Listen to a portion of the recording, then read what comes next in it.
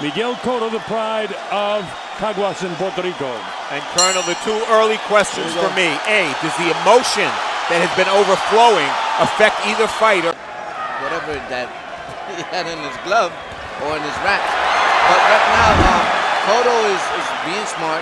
I think he's being too careful. If I was him, I wouldn't show Margarito no respect at all.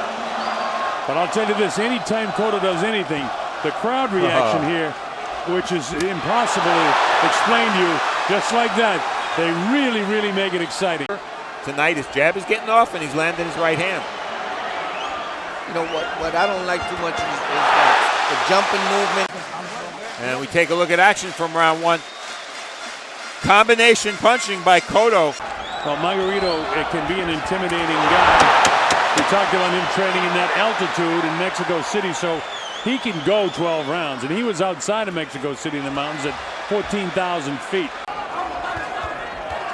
Remember, Cotto with a new trainer, Pedro Diaz, first time with him, replacing Emmanuel Stewart. Pedro is a very famous Cuban trainer that trained a lot of great fighters, so this is something new. And we asked Cotto about that yesterday. Emmanuel Stewart was sitting there and he said, nothing personal at all. I'm still friends with Manny. I didn't want to go to Detroit to train. Look at this. Cotto's clearly trying to box in a little bit of a circle. Margarito has trouble with moving targets. And we take a look at action from round two. Margarito with a very effective left hand to the body. Only losses. A cut, Colonel. Yes. Right eye of Margarito. Margarito cut already. New York State Athletic Commission, they're not going to let this guy lose an eye in this fight. This is Margarito trying to battle back. Cotto tries to keep the pressure on him, and this is what they came for. Back and forth, they seesaw back and forth, both guys. He hurt Margarito with the left hook. Cotto just sharper with his punches and more powerful with his punches. Much more powerful. He spun the head that time with the left hook. Margarito tries to hold inside. He tried to land something inside, but look who gets off first with the heavier blows. Again, it's Cotto. Cotto doing a great job sliding to his left, now back to his right, trying to set things up. Margarito smiling throughout this carnage. Keep in mind how much punishment he took when Pacquiao beat him up. He can take a lot of shots. If I'm Margarito, I don't want that head bouncing around any place near that right eye. But the left hooks do more damage. That looks like the old Miguel Cotto, that left hook. Yeah, that's the one he should be throwing. And here comes Margarito, Colonel. Now, there's no quitting this guy. There's no question about it. Look at these. Of Margarito back in the third round, but the corner's done an excellent job closing it out. And if Cotto's effective with that jab, that right eye is where the jab will land. That kind of pressure gets to you in the second half of the fight, not the first half of the fight. That's what happened in Cotto Margarito 1. Well, you heard what the corner had to say in between rounds. Throw 3 or 4 uppercuts in a row. And I'm sure that's what Margarito would like to execute. Remember, last round was pretty close, and this round's fairly close in this 154-pound division. There's a lot of good fighters in the 154-pound rankings. And these guys throw 30% more punches per round. And they haven't stopped throwing punches. Margarito is getting closer. Action from round 6. Margarito, you got to like the distance. And look where Cotto is, against the ropes. Covering up, but he's against the ropes. Jab, jab, right hand, left uppercut. That was a good left uppercut by Margarito. Maybe his best punch of the fight. Action from round 7.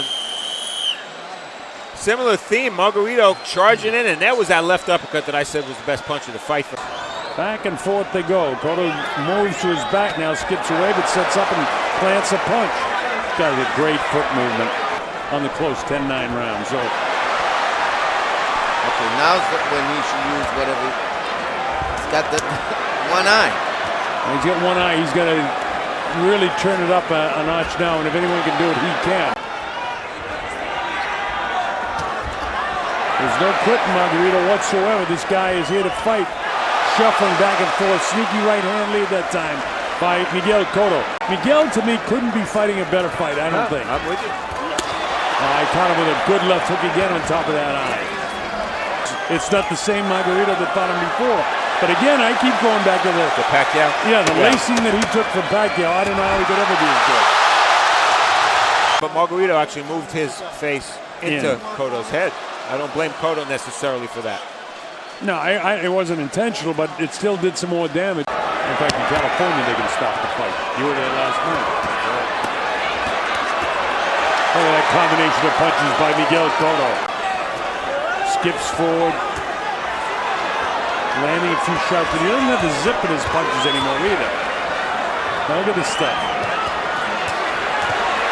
Cotto caught him in a nice left hook. 2 left hooks on top of that eye again, which I said about 20 times when he fought Pacquiao. Well, when you got a bionic eye, then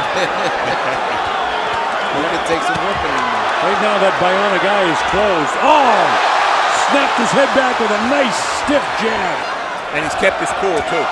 You can get overexcited against the guy you hit so easily and go for a KO when you should. He never did that. I'd say he's trying to go for him right now. And he's kept his cool, too.